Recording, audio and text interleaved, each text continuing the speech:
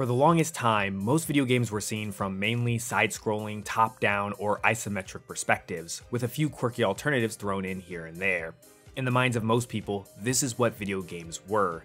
But early first-person shooter games like Hover Tank 3D, Catacomb 3D, and Wolfenstein 3D changed all of that. Ironically, those early first-person games were not 3D at all, but they created the impression of looking through the character's own eyes and brought a whole new level of immersion to gaming. It was the next best thing to VR in your own home, and the popularity of this perspective absolutely exploded. Most early first-person shooters were really just arcade shoot-em-ups, but developers quickly started branching out, and soon we had first-person RPGs such as the Elder Scrolls games, immersive sims like System Shock and Deus Ex, and today we have plenty of weird and wacky games from a first-person perspective that share little with first-person shooters other than the camera perspective. And interesting enough, it wasn't just happening on PC either. Consoles received various FPS ports over the years with varying degrees of success. Doom has been on everything with a screen after all, but it wasn't until Halo on the OG Xbox that first-person games really started to feel at home on console. And that might be one of the first clues to what this whole video is about. This weird hate I've noticed recently for first-person games. Now, the reason I had the idea to talk about this at all was triggered by the announcement of Indiana Jones and the Great Circle, an upcoming title by Machine Games behind the excellent modern Wolfenstein games, which is sort of poetic because Wolfenstein 3D by id Software is such an important title when it comes to first-person gaming.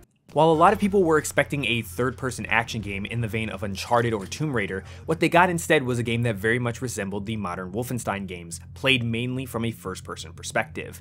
And what we've seen from the game so far bears even a stronger resemblance to the excellent Riddick games by Starbreeze, which makes a whole lot of sense given that the core members of Machine Games are in fact former Starbreeze developers who worked on that game series. Now, while chances are pretty good that this game will end up being excellent just like previous Machine Game titles, I saw plenty of folks online absolutely freaking out at the fact that this was a first-person title. Some people go as far to say that they hate first-person games and go out of their way to avoid them. Now, of course, this isn't the first time that I've seen this or even heard this, but it does seem like it's getting worse.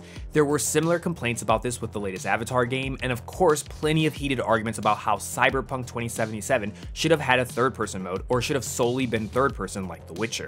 The absolutely most strange takes that I've seen about third-person games is that some people say that they are in fact more immersive than first-person games, which is a real opinion that I've actually seen multiple people bring up. Of all the things to say about first-person perspective, this seems like the closest to being objectively wrong, since you cannot literally be more immersed in a world than literally seeing it through the eyes of an embodied character that exists in that world. Now look, hear me out, I don't have any hate for any specific camera perspective or viewpoint style in any game. These things are things that should serve the design of the game. Action games like Nier Automata wouldn't work in first person, and a third-person Cyberpunk 2077, in my honest opinion, would be a very different game. It may still have been a good game, but not the one that we have now. Now, the reason why I was a little bit delayed on talking about this topic was because I was really coming up with a couple of theories as to why I feel like there's been so much random hate for the first-person style games these days, and while I'm not claiming they're all equally likely or as important, it's an interesting way that I feel like gets the conversation going in good faith. So one major reason I think we're dealing with this issue, and please don't take this the wrong way, is I feel like there's currently a generation of console gamers that have been fed a diet of AAA, high-budget third-person games that are all sort of becoming the same RPG-light, open-world third-person action game. Now, a lot of these games make their real money selling you skins and various cosmetics for your character, so obviously third-person is the way to go so that little Jimmy or Susie can admire the gold-plated tank top that they've spent $10 on. Because these AAA games have become so samey and formulaic, the style has now been associated with high-end games, where AA and indie studios might be more willing to play around with concepts using a first-person perspective.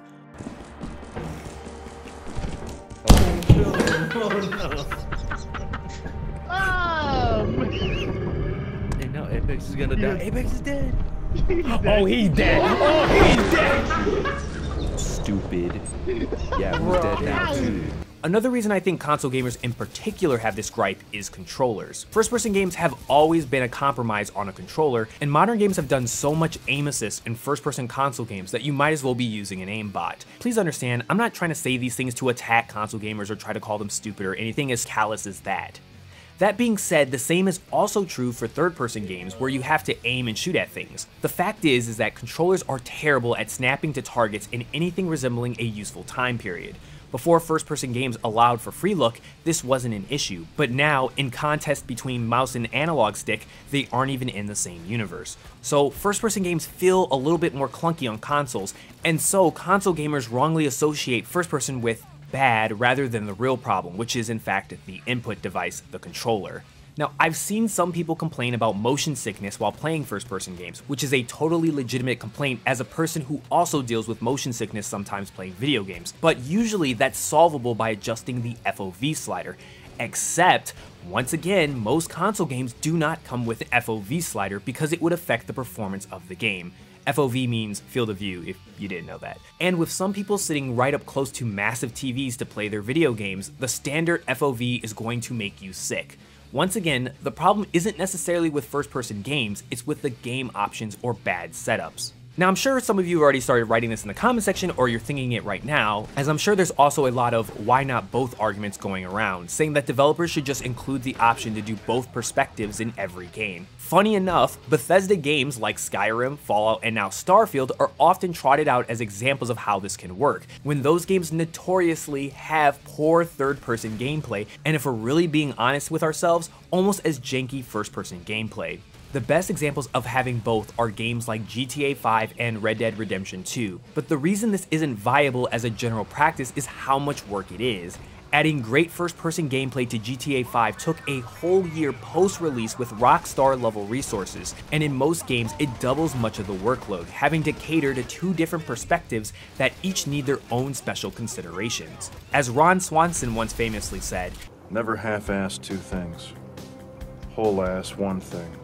There's no reason to truly hate a first-person view. Just like turn-based combat, it's just another tool in a game designer's box to craft a variety of games with a different vibe and mechanics. Let's be real here, who really wants to eat the same thing every day for every meal for the rest of their lives? Variety isn't just the spice of life, it's the very essence of gaming, inviting us to enjoy a meal at a table where every dish promises a brand new adventure, a new world, and yes, even a new perspective. And I hope you guys enjoyed this latest video and got something out of it. Let me know in the comment section below about maybe a first-person game that you really did enjoy. I would love to know some of your favorites in the comment section below. And if you like this video, you can check out 2 of my other videos that have probably popped up somewhere on your screen. Yes, I'm back to making videos, and I'm really excited to share even more with you coming up very soon. So keep exploring and keep dreaming. Until next time, this is Ethos, signing off.